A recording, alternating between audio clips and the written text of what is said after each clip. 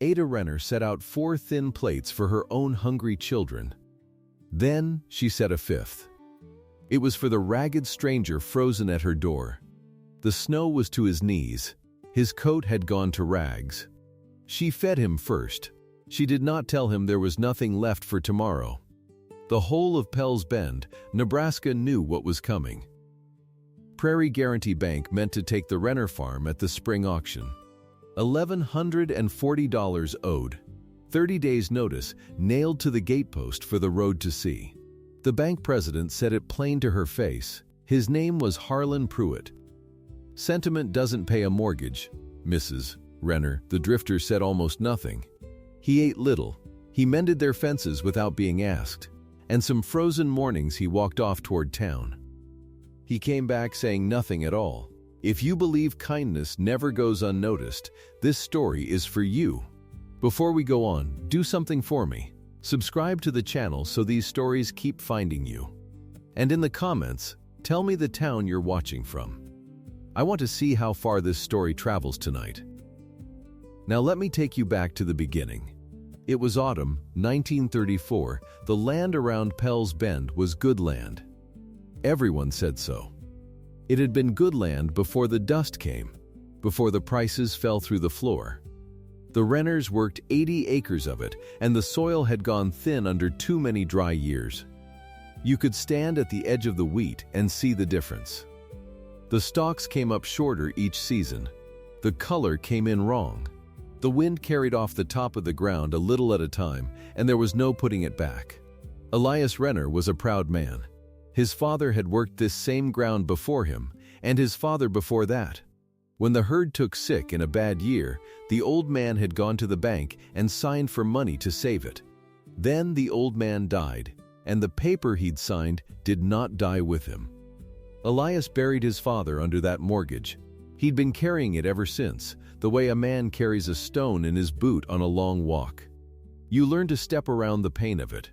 You do not forget it is there. Ada was the softer heart of that house, though soft is the wrong word for a woman who could split kindling and haul water and sit up 3 nights with a sick child. She was strong in the way that does not announce itself. When a hired man came through looking for a day's work and a meal, she fed him. When a neighbor's family fell on a bad stretch, she sent a loaf and a jar, though her own shelf was near bare. Elias would shake his head at it. "We can't feed the whole county, Ada," and she would answer him the same way every time. "We can feed who's in front of us." They had 3 children. Sam was 11, and he wanted more than anything to be useful. He shadowed his father through every chore, and he watched. That boy watched everything. He could tell you which hen had stopped laying, and which fence post had rotted at the base, and how many jars were left in the cellar, though nobody asked him to count. Nell was 7, small for it, with a laugh that came easy, and there was the youngest, who I'll come to. In that autumn, Nell began to cough. It was nothing at first, a little rattle in the chest at night. Ada put a warm cloth on her and thought no more of it. But the cough did not go. It settled in, low and stubborn, the way a thing settles in for winter. Ada started saving the coins that came into the house. Not many came. But she saved them in a tin behind the flour, 3 of them by the first snow, put by for a bottle of syrup from the druggist in town when the weather let her get there. That was the family. Hold them in your mind before the cold comes. A proud man breaking quiet under a debt he didn't make. A woman who gave past her own safety and hid how empty the larder truly was. A boy who saw everything and suspected nothing. A little girl with a cough. Love them first. Everything that comes after only matters if you love them first. The first blizzard came early that year. It came in the night, the way the worst ones do. Ada woke to the sound of it against the window, that dry hiss of snow driven hard, and she lay in the dark listening and knew by the sound alone it would be a bad one. By morning the world outside the glass was white and moving. You could not see the barn. You could not see the gatepost. The wind had a voice, low and steady, and it did not stop. They stayed close to the stove that day. Elias went out on the rope he'd strung to the barn, hand over hand, and came back with the animals seen to and the cold gone into his bones. Ada made a thin soup and stretched it. The children played quiet games on the floor. And near dark, when the light was going gray-blue at the windows, there came a knock at the door. Nobody knocks in a blizzard. That is what Ada thought.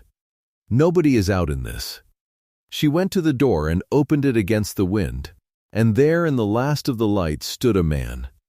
He was ruined by the cold. That is the only way to say it. The snow was to his knees, packed hard where he'd waded the drifts. His coat was more whole than cloth. His beard had frozen white at the edges, and his lips had gone a color lips should not be. He did not push forward. He did not beg. He stood there and looked at her, and he said, in a voice worn down to almost nothing, "Ma'am, I saw your light." Elias was up from his chair. Ada felt him at her shoulder, felt the hesitation come off him like heat. She knew what was in him. It was not cruelty. It was fear dressed as sense. They had 4 mouths of their own and a shelf near empty and a debt that would take the roof out from over all of them by spring.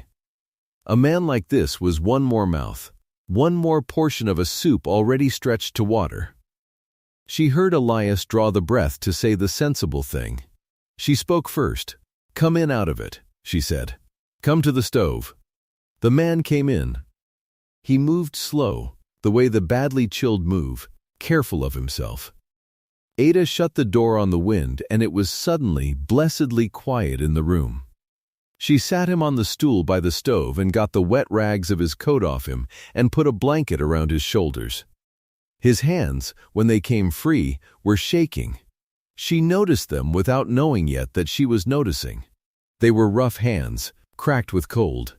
But they were broad and strong, not a starved man's claw. She thought nothing of it then.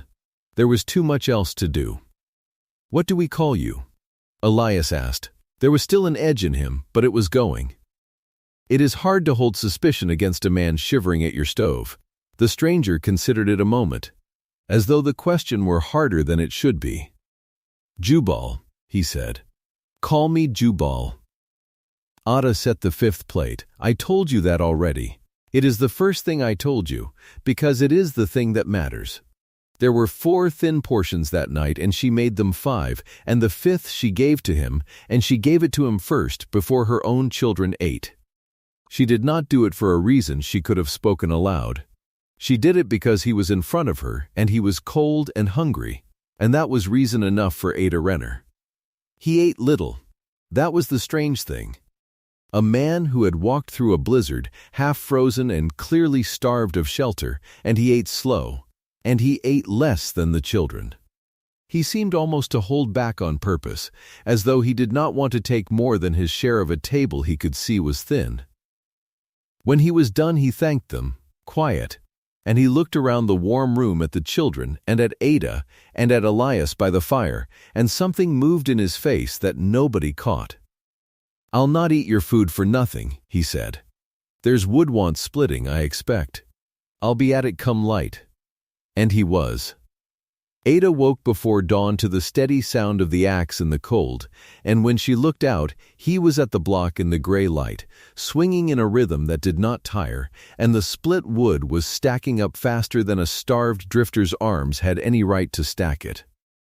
Now, some days after the storm broke, a rider came up the road from town. The Renners knew him by the way he rode, easy and unhurried, a man doing an errand he did not mind doing. He worked for the bank. He got down at the gatepost with a hammer in his hand and a paper in the other, and he nailed the paper to the post where the road could read it, and he touched his hat and he rode off. He did not come to the house. He did not need to.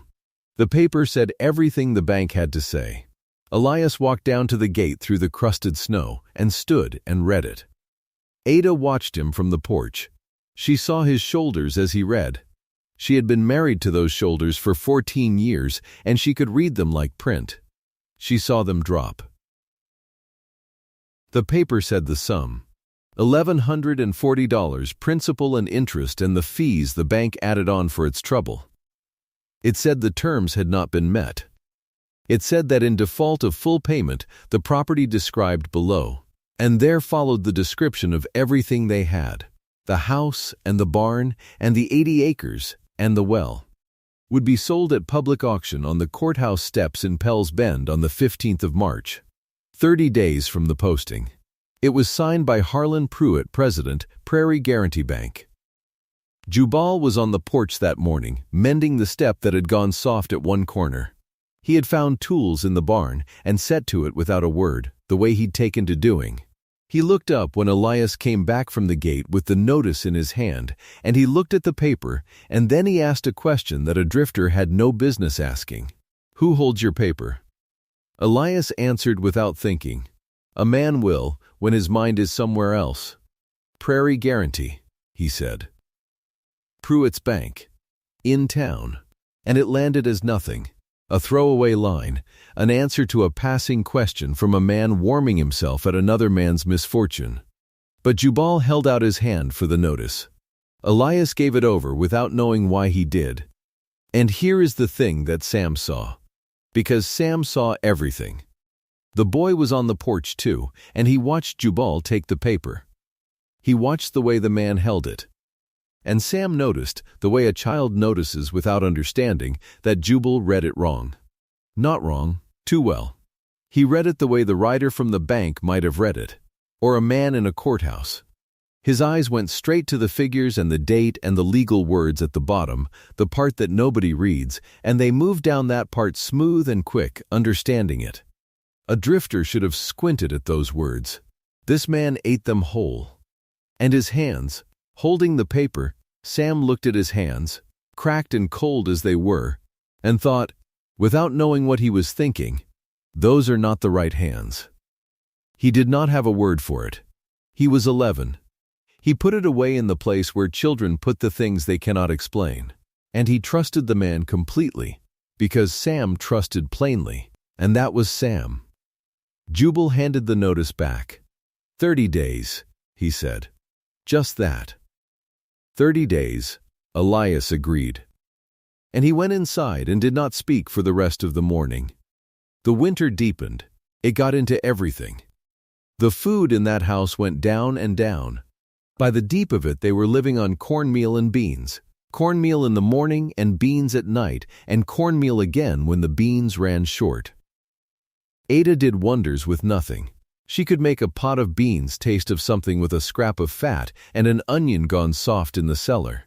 But there is a floor under what even a good woman can do, and they were near it. And I want you to understand that they shared anyway. They shared with Jubal. Every meal, the same portion the children got, no less. Elias watched the shelf go down and said nothing. Because to say something would be to say the shameful thing, which was send him off. We cannot afford him. And Elias could not make himself say it while the man was splitting their wood and mending their fences and asking for nothing. So the drifter ate what the family ate, and the family ate less each week, and nobody spoke of it. Jubal, for his part, worked. He seemed unable to sit still in the daylight. The barn door had sagged on its hinge for 2 years, he set it right. The pump had frozen and split. He thawed it and packed it and got it drawing again, and when it ran clear he stood back from it with a look on his face that was almost private. Almost like a man remembering something. He fixed the things the farm needed fixing, quietly, one after another, and he never once said, "Look what I've done," or "That ought to earn my keep." He just did the next thing. And some mornings he was gone. Sam noticed it first, because Sam noticed everything. He'd wake, and Jubal's blanket by the stove would be folded, and the man would be gone, out into the cold before light, walking toward town. It was miles to town. A man walked it, and walked back, and it took the day. And Jubal would come in near dark, snow to his knees again, cold through again, and he would have nothing to show for it. No package, no coin, no word of why. Ada would give him the same supper and he would eat it slow and small and say nothing about where he'd been, and if you asked, Sam did ask. Once, he'd only say he'd had business to see to. Business, a ragged man with no coat and no boots to speak of, walking 12 miles to town and back through the snow. On business. Sam turned that over too and put it with the hands and the way he read the paper and trusted him anyway. Then Pruitt summoned Elias to the bank. It came by the same rider, a curt line on the bank's paper, requesting Mr. Renner present himself at Prairie Guaranty on a Tuesday to discuss the account.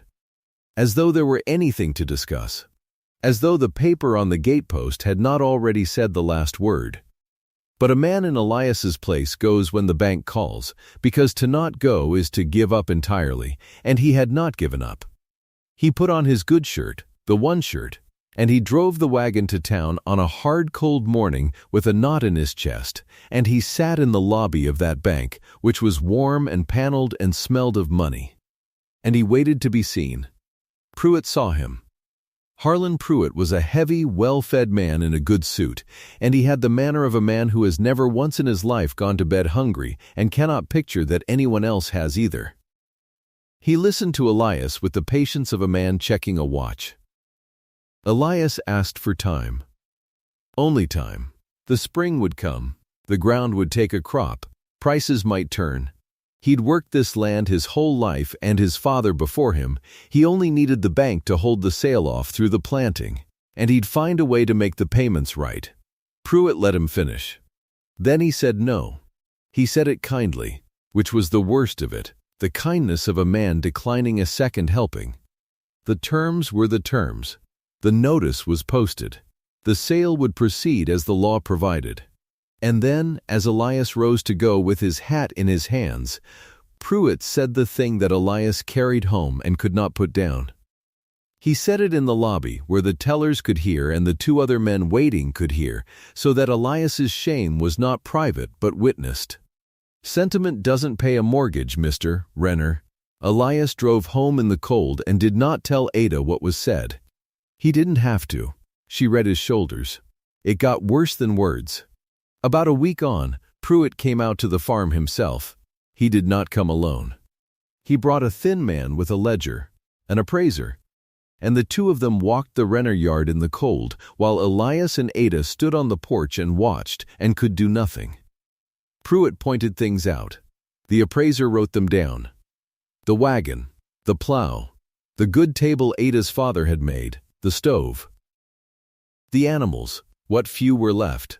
They walked the yard cataloging the family's whole life for the auction block, item by item, and they did it in the open, in the daylight, where the neighbors passing on the road could see.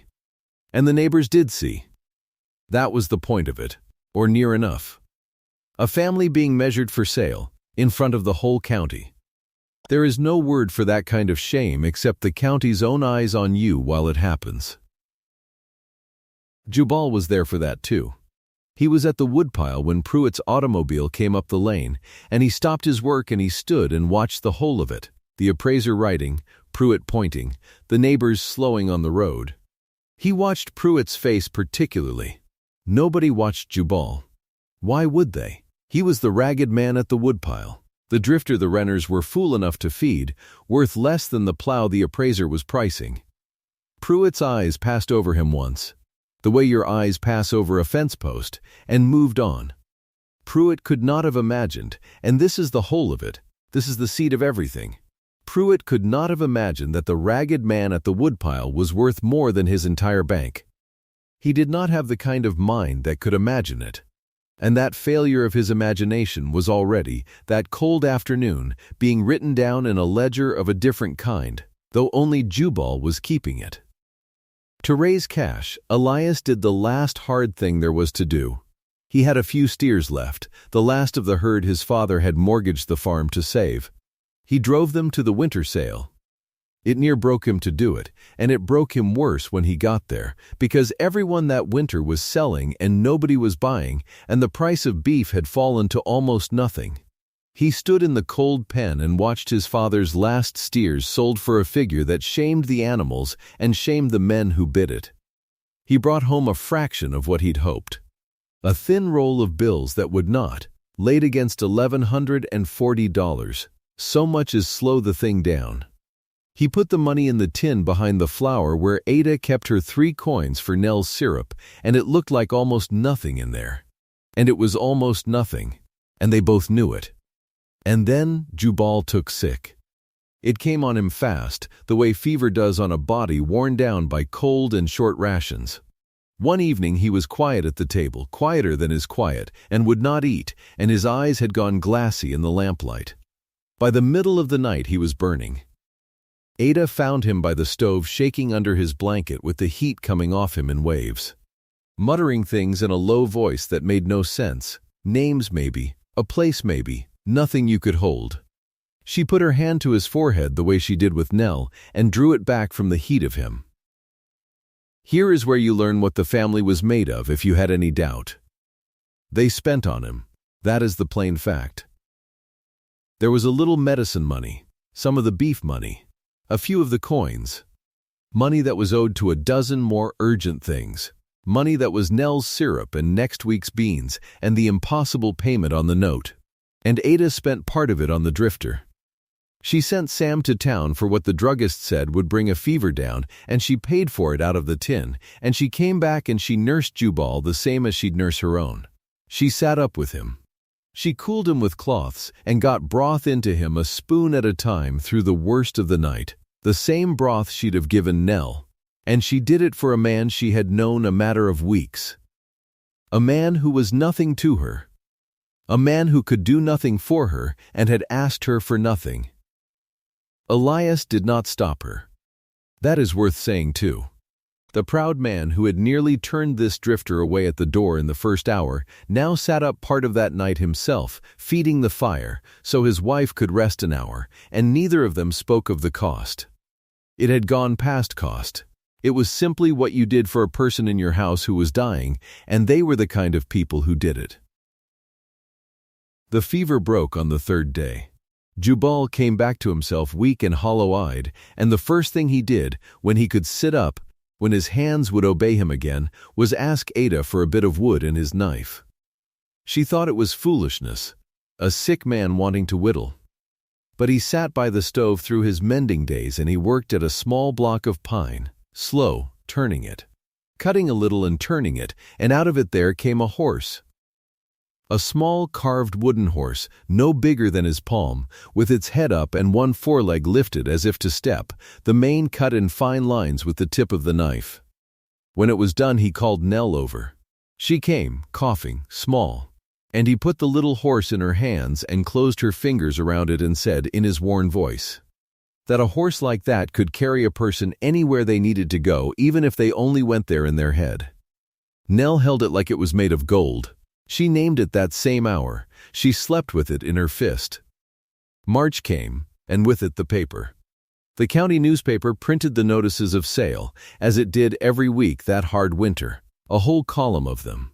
Farm after farm after farm going under the hammer. And there among them, in the small hard print, was the Renner place. Public auction. Courthouse steps. The 15th of March, at 10 in the forenoon. To satisfy the debt owed to Prairie Guaranty Bank. It was in the paper now, which made it real in a way even the gatepost notice had not been. The whole county read that paper. The whole county knew. And the town began, in the way towns do, to speak of the Renner land as a thing already gone. When Elias came to town he felt it, the way people looked at him and then looked away. The way a man is looked at when he is already, in everyone's reckoning, finished. They did not mean it cruel. It was worse than cruel. It was pity. They had written him off, kindly, the way you write off a field that will not come back. The despair in that house those days was a quiet thing, and quiet despair is the heaviest kind.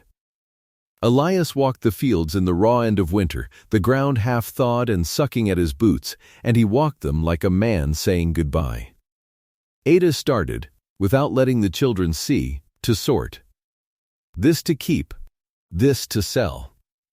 This, the small things, the things with no price but the ones that mattered, to hide where the auction could not reach.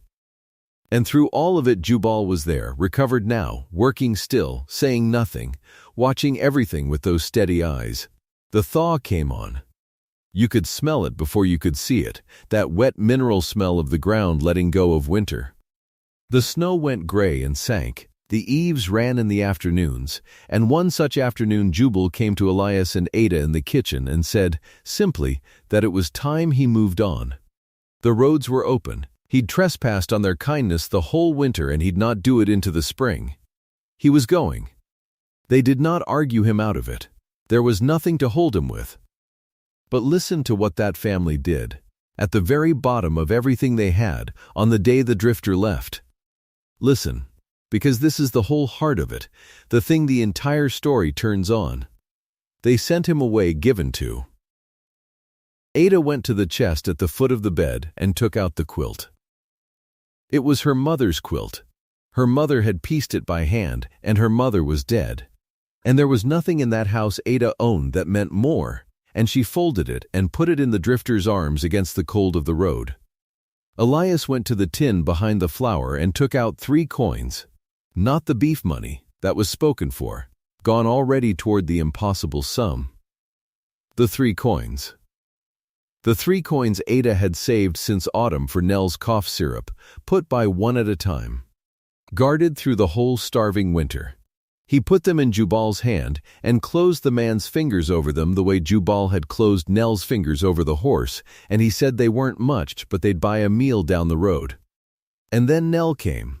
She had the little wooden horse in her fist, as she always did, and she held it up to Jubal, and she pressed it back into his hand.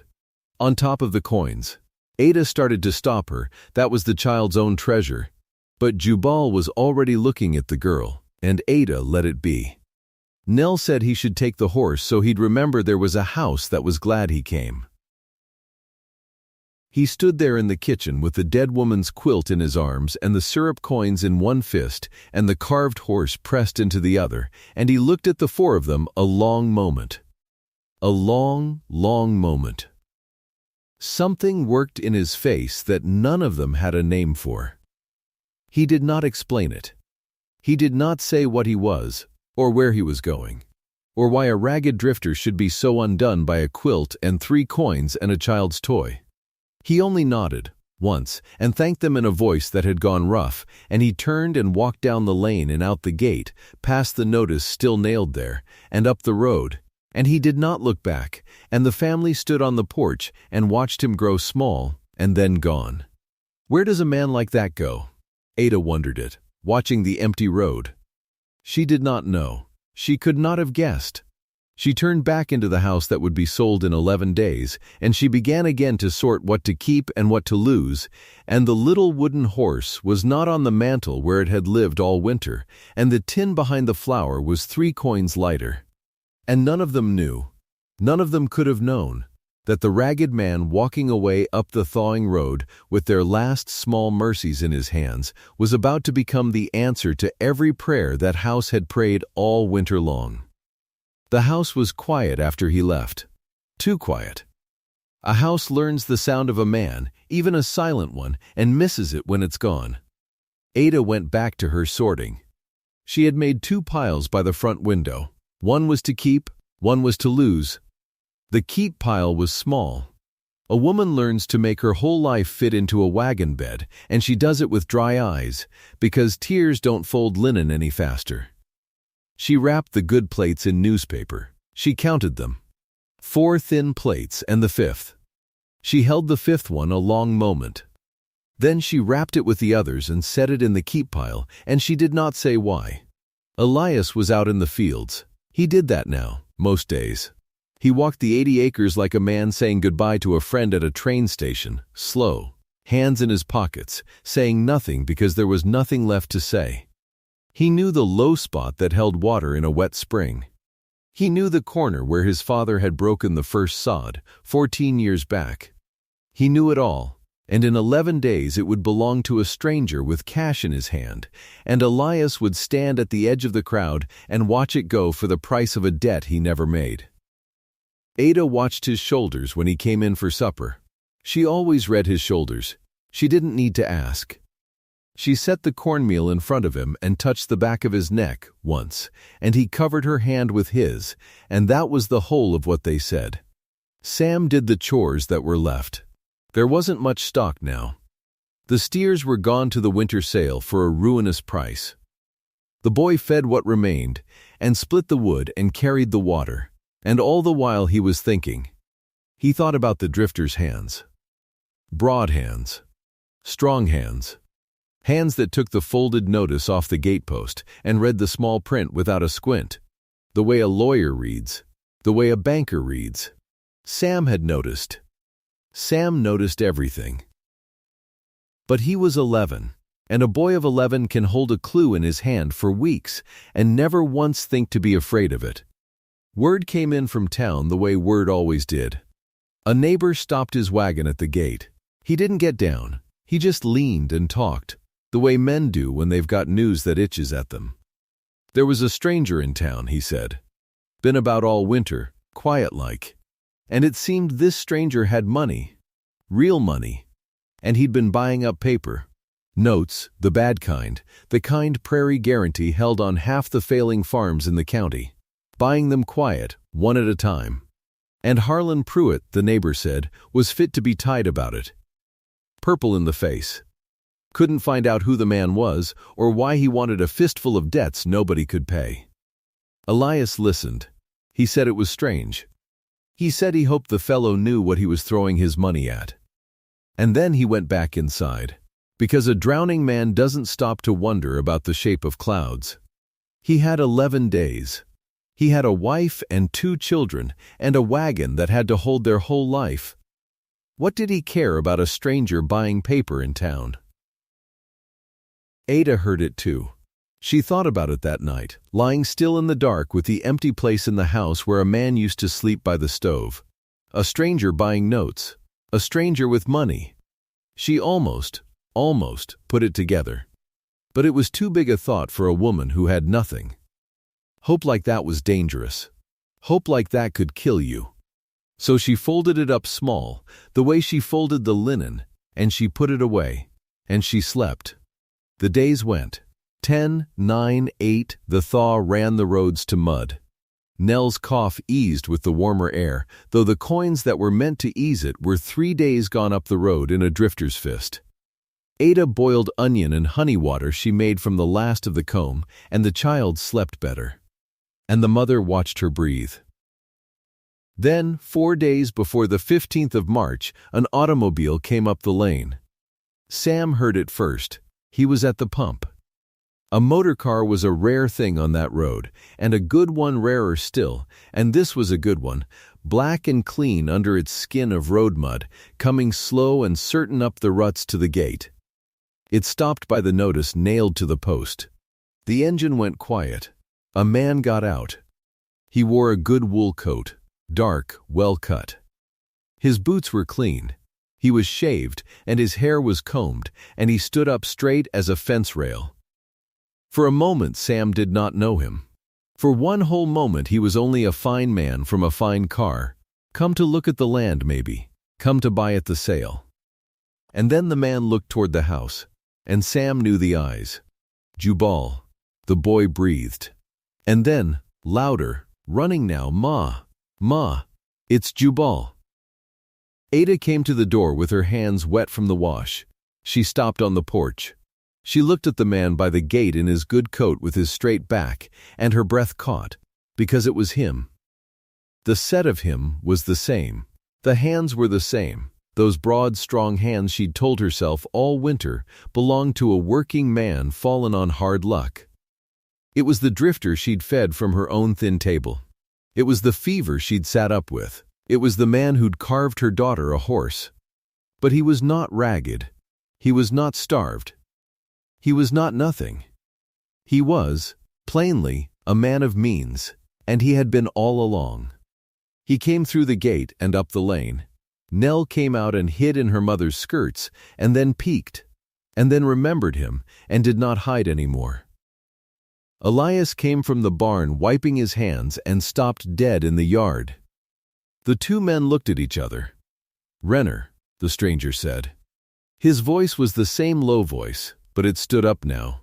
It didn't crouch by the stove anymore. I don't understand, Elias said. It was all he could get out. I don't, who? My name is Nathaniel Reed, the man said. Jubal was my grandfather's name. I borrowed it for the winter. I owed you the truth of the other, and you'll have it. But not yet. There's a thing has to be done first, and it has to be done tomorrow, in town, where the whole of them can see it." He looked at the notice on the gatepost, and something hard moved behind his eyes. "You come to the courthouse tomorrow. The both of you. Bring the children. Don't sell a stick of furniture before then. Don't sign a thing." He almost smiled. "Trust me one more time, Ada Renner. You've done it all winter. Do it a day longer." And he reached into his breast pocket, and he drew out a small thing, and he held it up so the sun caught it. A little carved wooden horse. Nell's horse. He'd carried it 4 days up the road and back. He set it on the gatepost, on top of the folded notice, like a man laying a stone on a grave. Then he touched his hat, and he got back in his good car, and he drove away down the muddy road. And this time, they knew he would be back. The morning of the 15th of March came up cold and bright. The mud had frozen hard in the night, and the wagon rolled easy over it, 12 miles to town with the 4 of them wrapped in what coats they had. None of them spoke much. Hope had come into the wagon with them, and it was a dangerous passenger. And they were all half afraid to look at it. The town square was full. An auction brought people the way a fire brings people. The men stood in clumps with their hats down against the wind. The women stood by the wagons. Everyone who had ever owed Prairie Guaranty $1 was there to watch the Renners go under. Because a man who sees his neighbor foreclosed sleeps a little easier knowing it wasn't his turn this week. The auctioneer stood on the courthouse steps with his papers. And there, at the top of the steps, in his fine dark suit with his watch chain across his belly, stood Harlan Pruitt. Pruitt was pleased. You could see it on him. He had the look of a man at the end of a long collection, a man about to be paid. He nodded to the important folks. He did not look at the Renners at all. To Pruitt, the Renners were already gone, already dust, already a line drawn through in a ledger. Then the black automobile came around the square, and it stopped, and Nathaniel Reed got out. The crowd turned. They didn't know him, most of them, but they knew money when it stepped out of a clean car in a good coat, and they went quiet the way a room goes quiet when someone important walks in late. Reed came across the square. He came up the courthouse steps, unhurried, and he stopped in front of the auctioneer, and he turned so he was facing the crowd, and he took a leather folder from under his arm. "Before you start," Reed said, and his voice carried clear across the square, "I've got business with this sale." Pruitt stepped forward, smiling the smile he used on people he meant to handle. "And you are, sir?" "The man who owns the note," Reed said. He opened the folder, he drew out a paper, he held it up, and he read from it, loud, so the back of the crowd could hear. "Mortgage on the property of Elias and Ada Renner. 80 acres, held by the Prairie Guaranty Bank." He lowered it and looked at Pruitt. "Held," he said, "until 3 weeks ago, when I bought it. Along with the paper on the Kessler place, and the Voigt place, and every other distressed note your bank was fool enough to sell to a stranger who paid cash and didn't give his name." A sound went through the crowd, low like wind in wheat. Pruitt's smile went stiff at the corners. "That's, the sale still proceeds." "The bank has a right. The bank," Reed said, "has nothing. The bank sold me its trouble because it was greedy for cash before spring. I let it. And now I hold the paper." He looked at Elias, standing white-faced at the foot of the steps with his hat in his 2 hands. He looked at Ada beside him. He looked at the boy who'd watched him all winter, and the little girl who'd given him her only treasure. "You want to know who I am," Reed said, to the whole square now. "I'll tell you. This winter I came to this county with holes in my boots and snow to my knees. I went from door to door, a ragged man, a nothing, a beggar. Most turned me off. 1 or 2 set the dog on me. He let that sit. And one took me in. Fed me first, before their own children. Gave me the warm place by the stove. Sat up 3 nights when the fever near took me, and spent their last medicine money to keep a stranger breathing. And when I left, they had nothing left to give, and they gave me that too. A dead woman's quilt.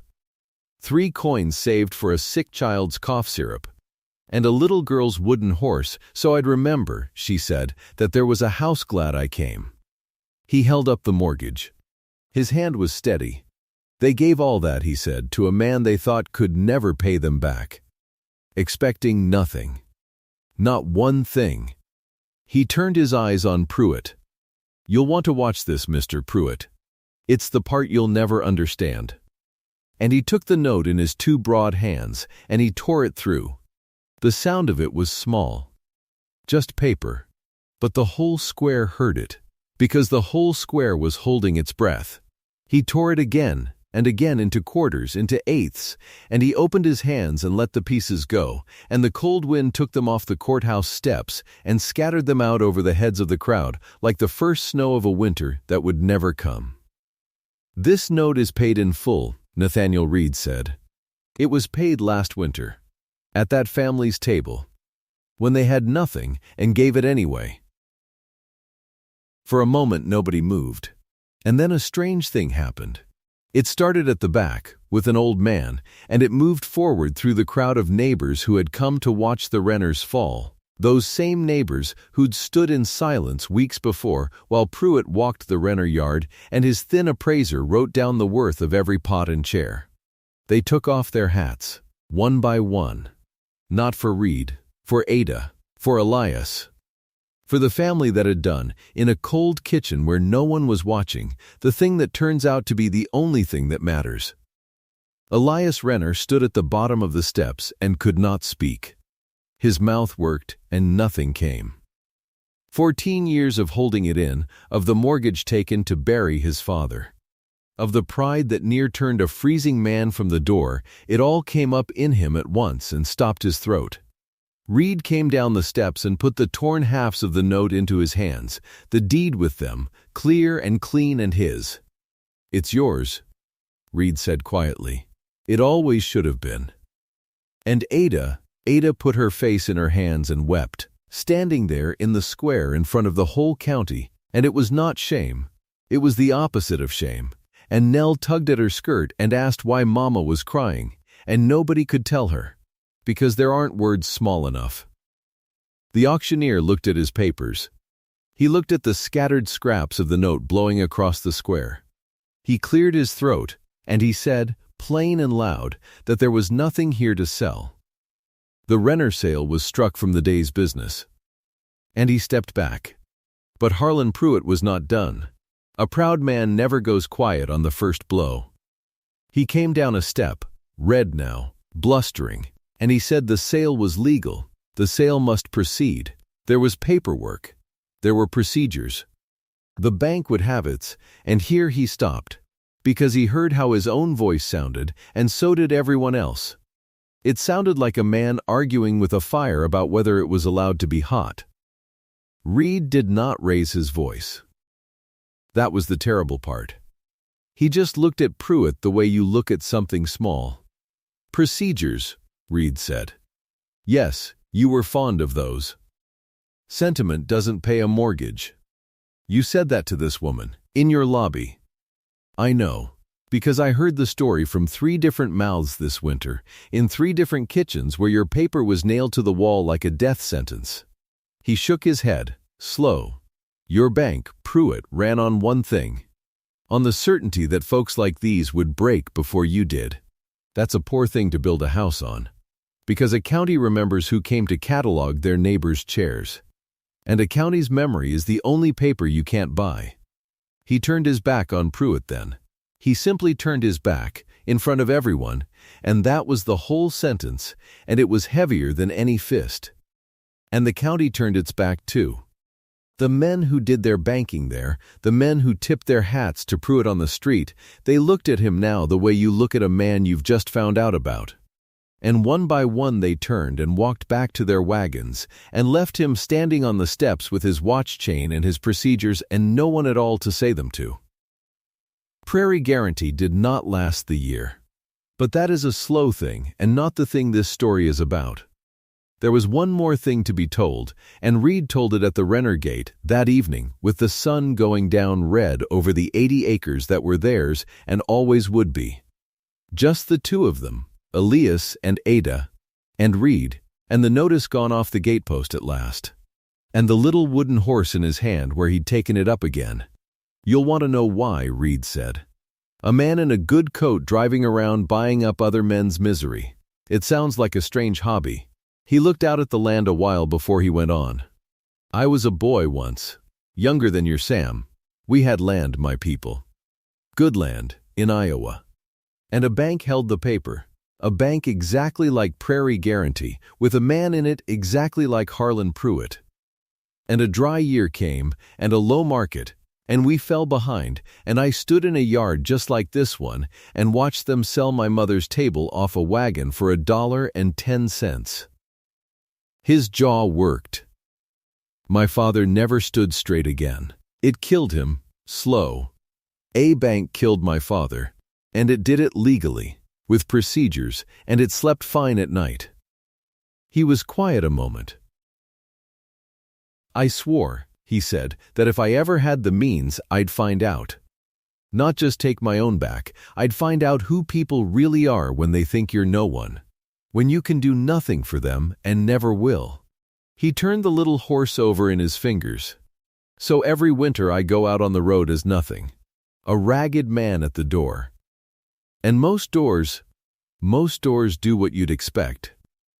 But now and again," he looked at Ada, "now and again a door opens, and a woman sets out a fifth plate and feeds a beggar before her own hungry children, and never once asks his name or what he can pay." "The other families?" Ada said softly. "The Kesslers. The Voigts." "The same question," Reed said, "asked twice more. They passed too. Not like you did. Nobody passed like you did." He pressed the wooden horse gently back into Ada's hand and closed her fingers over it. "You fed a man who could do nothing for you.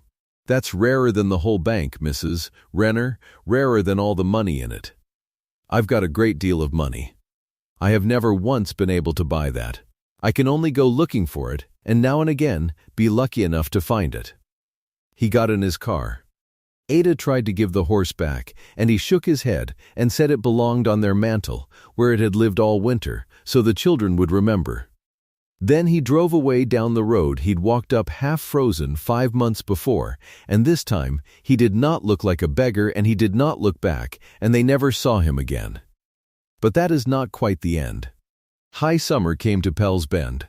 The 80 acres stood in wheat, deep in gold and moving like water when the wind came off the plains, the best crop Elias Renner had put in 14 years, on land no bank could ever touch again. The pump Reed had mended still drew up cold water, sweet, and Nell worked the handle herself now, strong as anything, her winter cough gone off with the winter. Her laugh come back easy. Sam had grown an inch. Elias stood taller. Ada set 5 plates at supper still, most nights, and if a stranger ever came cold to that door again, he would be fed first, though none ever came who needed it the way that one had. And on the mantel stood a small carved wooden horse. It had come back to them in June, in a plain package with no return address, wrapped in newspaper, and a short letter in a strong, clean hand. The letter did not say much. It said the horse belonged with the house that was glad he came.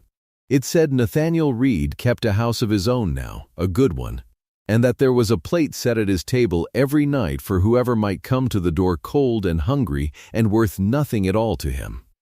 It said he'd learned that from a kitchen in Nebraska. It was not signed with any name but that one, and there was no way to write him back, and Ada understood that this was on purpose, because a gift written down in a ledger and repaid is only a trade, and what had passed between them that winter was never a trade. It was the other thing, the thing there is no ledger for.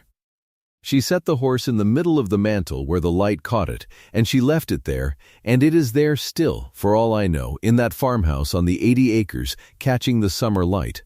Because here is the whole of it. The thing worth carrying out of this story and into your own kitchen. Kindness given because you want something back is only patience with a bill attached. But kindness given to someone who can never ever repay you. Kindness given into the dark, expecting nothing, that is the only kind that is real. and it is never ever lost. It goes out up a cold road in a stranger's fist, and you think it is gone forever, and then one bright morning it comes back, and it is bigger than your whole house, and it saves everything you have. The Renners fed a ragged man all winter, and asked for nothing, and it bought back their entire lives. If a story like this warmed you tonight, comment the town you're watching from. I'd like to see how far this one travels.